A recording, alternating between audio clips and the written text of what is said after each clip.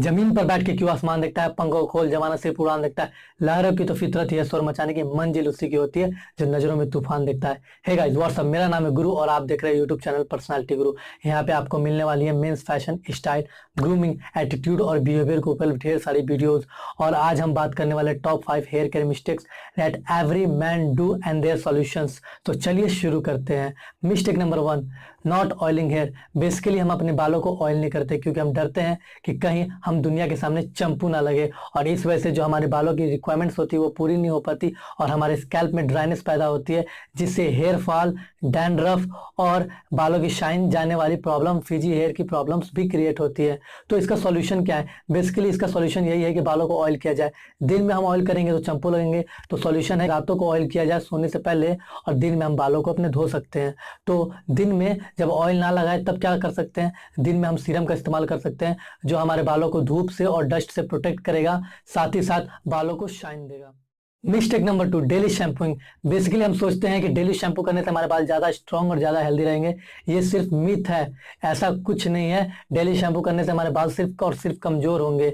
तो हमें करना क्या है? हफ्ते में 2 से 3 बार शैम्पू करना काफी होता है। तो हमें सिर्फ और सिर्फ हफ्ते में 2 से 3 बार शैम्पू करना है। अपने हेयर टाइप के हिसाब से बेस्ट शैम्पू को मार्केट से चूज करना पड़ेगा। हम जो एवई कोई भी शैम्पू मिलता है और उसे यूज कर लेते हैं, इस बात को अवॉइड करना होगा और अपने हेयर टाइप के हिसाब से बेस्ट जो मार्केट में अवेलेबल शैम्पू है उसे यूज करना पड़ेगा। तो मार्केट में हमें आज ही जाना है और बेस्ट शैम्पू अपने हेयर टाइप के हिसाब से चूज करना है। बेस्ट शैम्पू का मतलब है कि जो अकॉर्डिंग टू हेयर सही होगा। अगर ड्राई हेयर है तो मार्केट में ड्राई हेयर के लिए अलग शैम्पू अवेलेबल है, और अगर ऑयली हेयर है तो उसके लिए अलग शैम्पू अवेलेबल है। अगर कॉम्बिनेशन टाइप हेयर है तो उसके लिए अलग शैम्पू मार्केट में अवेलेबल है। तो आज हमें शैम्पू चेंज करना है अपने हेयर टाइप के हिसाब से बेस्ट शैम्पू, और उसे रेगुलर शैम्पू बनाना है, ना कि कभी वो शैम्पू यूज कर लिया कभी ये शैम्पू यूज कर लिया। उसे रेगुलर शैम्पू बनाना पड़ेगा।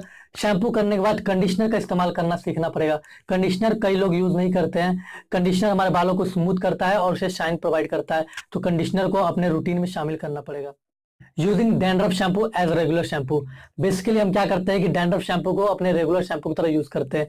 ऐसा नहीं करना है। जिनको डैंड्रफ है वो भी, और जिनको डैंड्रफ नहीं है वो भी। जिनको डैंड्रफ नहीं है वो भी डैंड्रफ शैम्पू यूज करते हैं। ऐसा सोचते हैं कि उसे यूज करेंगे तो हमें आगे डैंड्रफ वाली प्रॉब्लम नहीं होगी। ऐसा नहीं है भाई, प्रॉब्लम होनी होगी तो हो ही जाएगी। तो डैंड्रफ शैम्पू को रेगुलर शैम्पू की तरह यूज नहीं करना है। जिनको डैंड्रफ है वो भी डैंड्रफ वाली शैम्पू को रेगुलर शैम्पू की तरह यूज नहीं करेंगे। हफ्ते में 1 या ज्यादा प्रॉब्लम है तो 2 बार यूज कर सकते हैं, उससे ज्यादा नहीं। और जो रेगुलर शैम्पूज हैं बालों को स्मूथ और शाइनी बनाने के लिए, उन शैम्पू का इस्तेमाल करें, ना कि डैंड्रफ शैम्पू वाले को रेगुलर शैम्पू की तरह। Mistake number 4, over styling hair.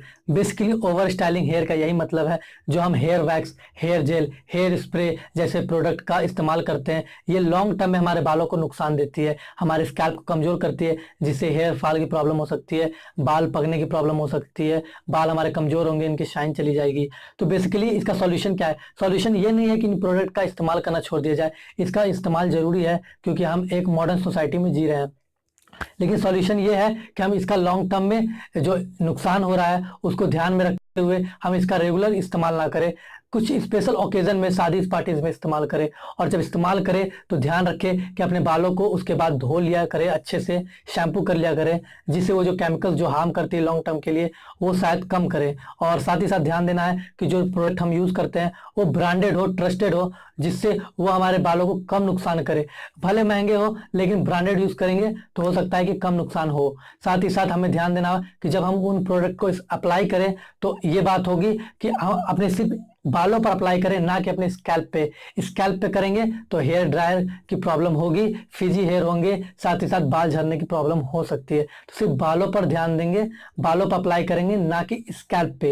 As well as hair dryer और हेयर स्ट्रेटनर की जो यूज की बात है वो सिर्फ एक मिथ है कि इनका अप्लाई, इनका यूज करने से बाल कमजोर होते हैं। कमजोर होंगे, खराब होंगे, लेकिन तभी जब इनका अच्छे तरीके से इस्तेमाल ना किया जाए। अगर बेहतर टेक्निक से इस्तेमाल करेंगे तो नुकसान कुछ नहीं होगा। जैसे कि अगर हम न्यूट्रिशन, हम सभी को जरूरत है, खाना हम सभी को चाहिए, लेकिन सोचो ज्यादा रोटी खा लेंगे, ज्यादा खाना खाएंगे तो हमारा हाजमा खराब होगा। इसी तरह अगर परफेक्ट तरीके से यूज करेंगे हेयर ड्रायर का, हेयर स्ट्रेटनर का, तो नुकसान नहीं होगा, फायदा भी नहीं होगा लेकिन नुकसान भी नहीं होगा, और इससे कुछ खास प्रॉब्लम नहीं होगी, लेकिन हमारे बालों को बेहतर रिजल्ट मिलेगा। तो इनका इस्तेमाल कैसे करना है उसके लिए मैं वीडियोस बनाऊंगा। अगर आप नीचे कमेंट करके बताओगे तो नीचे कमेंट करके बताओ कि मुझे इस पर वीडियो बनाना चाहिए या नहीं। Mistake number 5, delaying haircut, basically delaying haircut का यही मतलब है कि हम अपने बालों को एक पर्टिकुलर टाइम पे कटिंग कराएं, एक पर्टिकुलर टाइम फिक्स कर ले, 1 महीना या 1.5 महीना या 2 महीना, जब हम अपने बालों को कटिंग कराएं। ऐसा नहीं कि कभी 15 दिनों करा लिया, कभी 1.5 महीने में करा लिया, कभी 2 महीने तक चल रहे हैं, भाई कौन सा शादी पार्टी अटेंड करना है,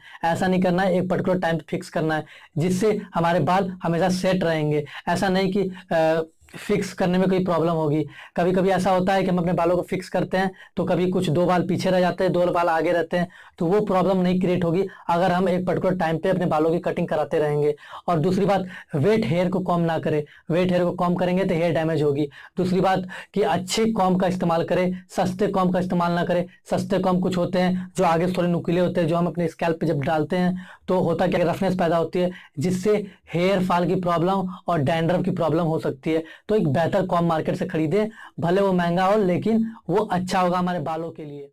गाइस, तो ये थी मेरी top 5 hair care mistakes that every man do and their solutions. तो अगर आपको ये वीडियो अच्छी लगी तो इसको लाइक कीजिए, अगर बुरी लगी तो डिसलाइक कीजिए, मैं खुद को इंप्रूव करने की कोशिश करूंगा। साथ ही साथ दोस्तों में शेयर कीजिए, कमेंट करके बताइए कि अगली वीडियो में किस टॉपिक बनाऊं, और इस चैनल को सब्सक्राइब कर लीजिए, बेल आइकन को दबा दीजिए जिससे आपको नोटिफिकेशन मिल सके और आप मेरी अगली वीडियो देख सके। और एक बात याद रखिए कि your life isn't perfect but your hair can be. Best of luck guys.